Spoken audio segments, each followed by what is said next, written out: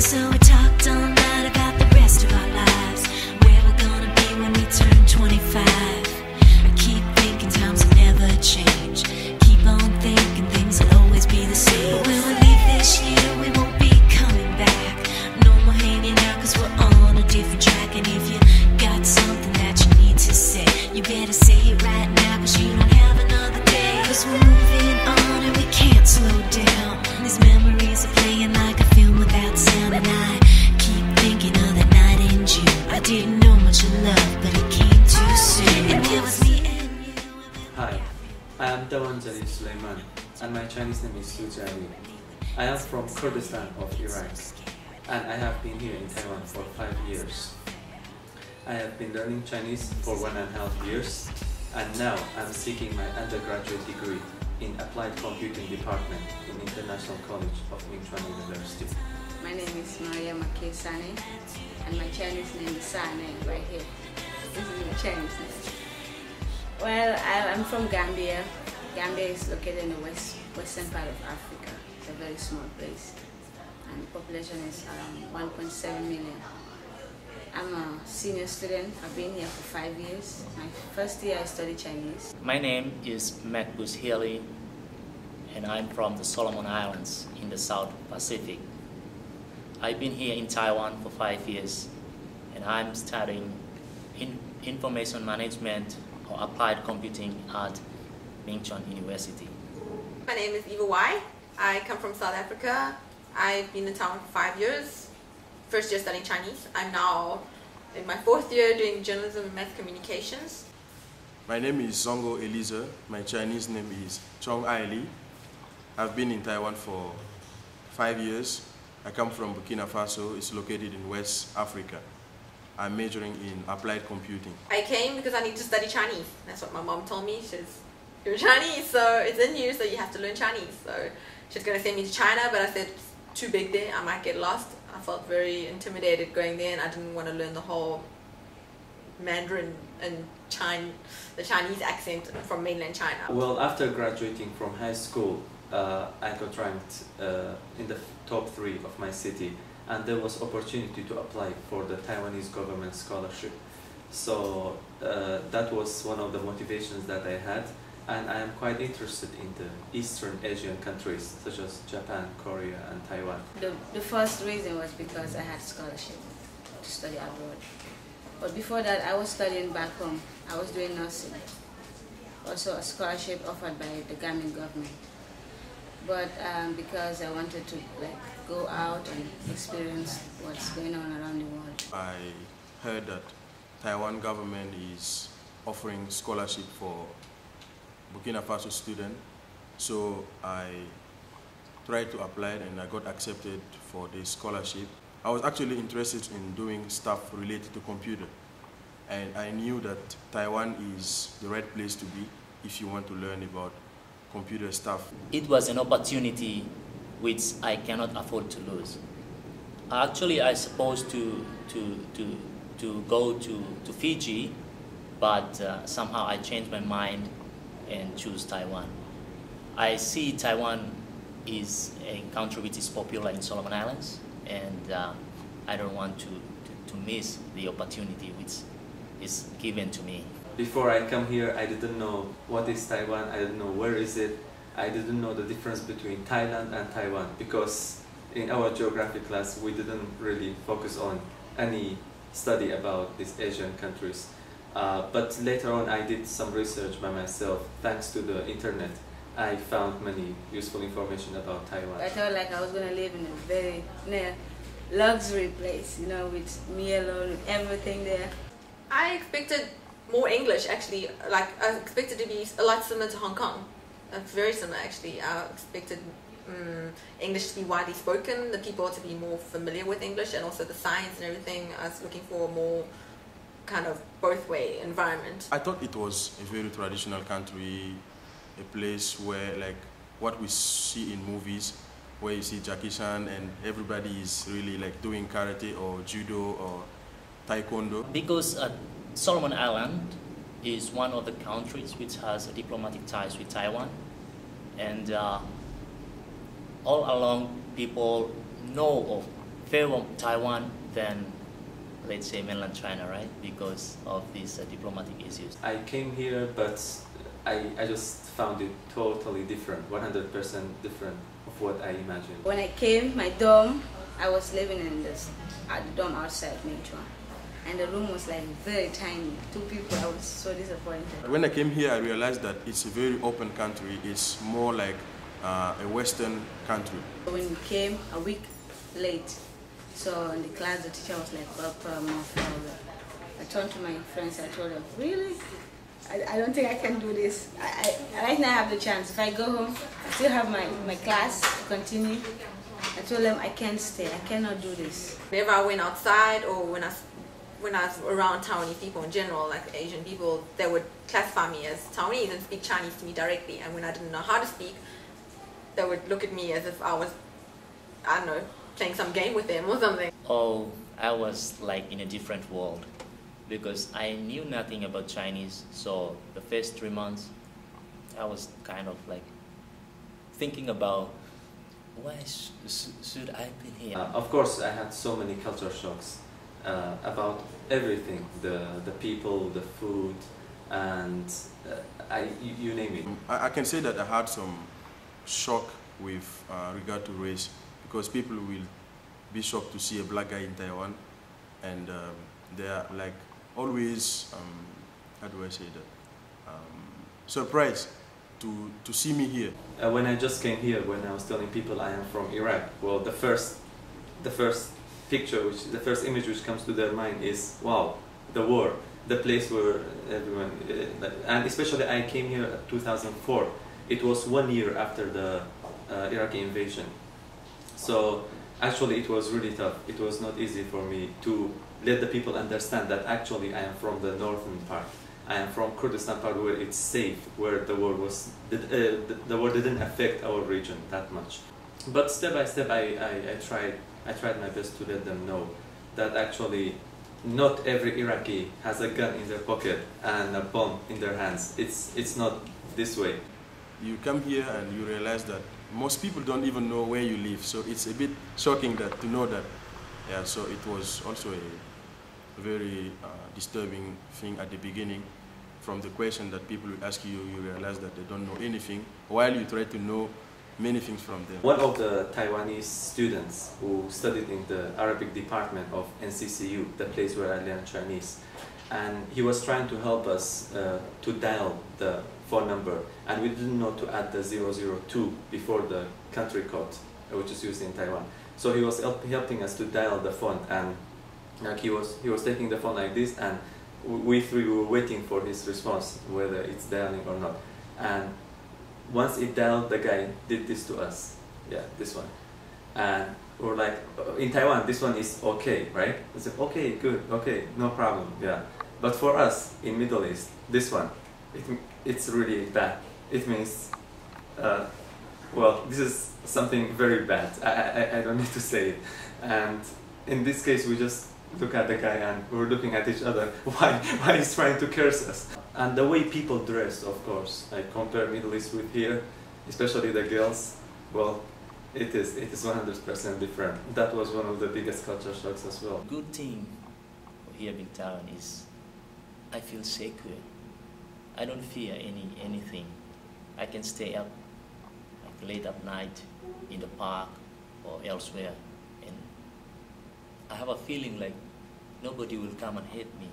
So this is one of the things that I will never ever forget here in Taiwan. It's like I don't fear anybody, or I don't fear nothing. Taiwanese people are very friendly. The first time I arrived in the airport, I was completely lost. I didn't know how to speak Chinese, and a guy just came up, obviously looking at me, and he's like, "You look lost."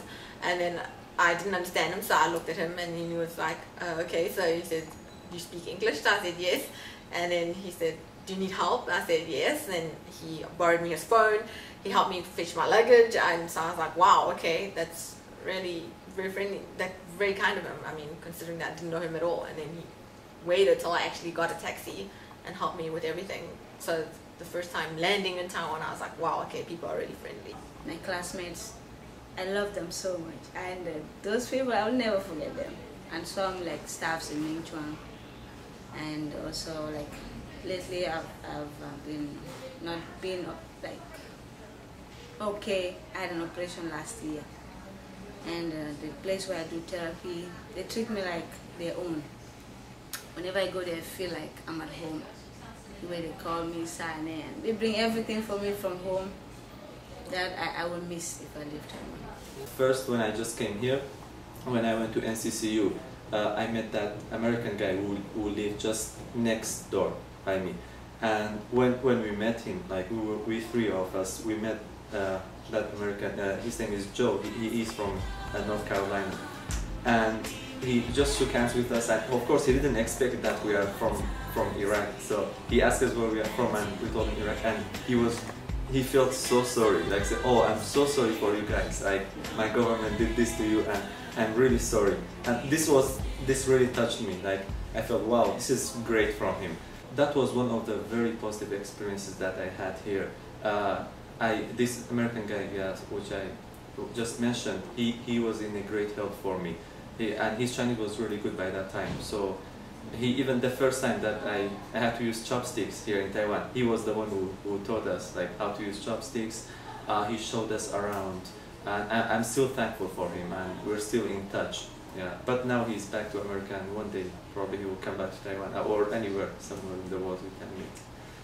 Taiwanese people, they take everything serious. Like when they have to do, like in the school, when they are doing some activities, even if it's like something that you can look at as a small activity, you see people really commit from the beginning till the end. They do something very formal and something that it's very serious. And after when you look at it, it's like it was a big event, even though it was not that big. I don't really like the weather here because it's so unpredictable. Really. Maybe in the morning it will be really, you know, it's sunny and quite comfortable, but in the afternoon it turned out to be a bad weather, like rainy or cold. Taking the bus here with a whole lot of other people in Taipei main station was not fun at all. And then that day I happened to bring a really short skirt, and some guy was like, yeah, he like, I don't know, from head to toe, like, and it had his hand all over me. So then I was like, okay, excuse me. So I kind of moved like 2 sides down, but then he followed. So I figured, should I scream or should I not scream? I'm like, no scream, but I could actually yell at him. But then I was like, but would he understand? So I was like, what's the point? Then I just thought, how disgusting. And then I just moved away and put some other person in between me who was in the bus as well. Well, I would call it my ex-girlfriend. Yeah, yeah, which is a personal thing. It's not really about. It's not very related to my experience in Taiwan. Like we were together for 3 years, but being abroad, that makes relationships always harder. And she had to leave for seeking her master's degree in the United States. The way people stare, the way people like you know, when you go out, black, like dark skin. People really don't know about us. People get most of the stuff about my country from the TV. And I can say from like African countries, people have a very negative view on Africa. As soon as I entered the bus, there was an old man sitting by the door. He immediately held his nose, and then he said, "Hencho," you know, smell. I smell like me hencho, but he thought I cannot understand the language, but I just ignore him, and I felt so bad. With all the perfume I wear and my outfit and all that, I still smell. So that's an experience I will never forget. It can like disturb your confidence. Like you feel that you are not. People look at you in a way that make you feel you are not at the level. So this can affect you if you are not strong enough. But I think I can say this was the beginning. Like you feel like, oh, maybe we are not really equal. Yeah, but after you stay here, you stay with them, you stay in the environment, you find out that actually they are ignorant. So you have to teach them, you have to show them. And anytime I have a chance, I always make sure that they know about my country or my continent? In general, it was good because when I was coming to Taiwan, like I said, I was a kid, not really a kid, like 18, 19. So my knowledge wasn't that broad. So when I came to Taiwan, because of the international college in Ming Chuan, so right now I can say I'm contented with what I have, and I'm happy that I am in Ming Chuan and I'm graduating this year. At least when I go home, I'll have the experience I have will help me through. Really. It was amazing. I have learned a lot, not only in the educational side, but also, learning about the cultures, which I never thought about. Because here, I think it's a very good place for a foreigner to learn also, because there are a lot of things that I learned, ranging from the cultural settings, from the living here in Taiwan, meeting foreigners or Taiwanese, and traveling around the places. It was amazing. I've changed some of my viewpoints before. Like when you live in your country, you only see your environment. But when you come here, once you come here, you start to realize that when there's that globalization is something real. It's how do I say that? You feel like the world is not that big, yeah. And anything you have to do, you have to compete not only with the people in your country, but you have to compete with people around the world. I'm not only experience things here only in Taiwan, but when I started to get along with my foreign friends, I started to learn new things about education, things about in education or religions or the cultures. So it kind of like broadening my mind. We had this Scottish professor, Dr. Bell. He used to teach us here in IC for a year. He taught us many classes, and after he left Ming Chuan, he's working as a professor in Murdoch University in Australia, and he got some funds from the university and tried to find some outstanding students, his previous students, to go and help him with some research about AI, artificial intelligence. And actually he chose me to go and do some research about this. So that's one of the a few examples that I've really benefited from. Second, third year in Taiwan, I felt people became more familiar with the environment, and then people were blending in with people, and people were communicating with me, and I started to pick up the language. Then now I feel basically almost at home here. Only when it comes to the problem of reading and writing. When I see Chinese characters and I'm at some public event and I can't read. They are hardworking and they're dedicated to whatever they do. So these are experiences that or influence will help me in the future. The discipline, people are really disciplined here. Yeah, I've been here, I've never got into a fight with someone. And I've never, when people always queue for anything.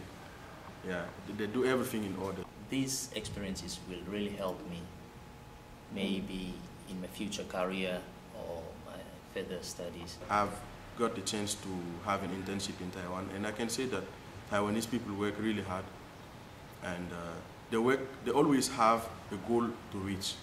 And I think this one, I have to take this back home.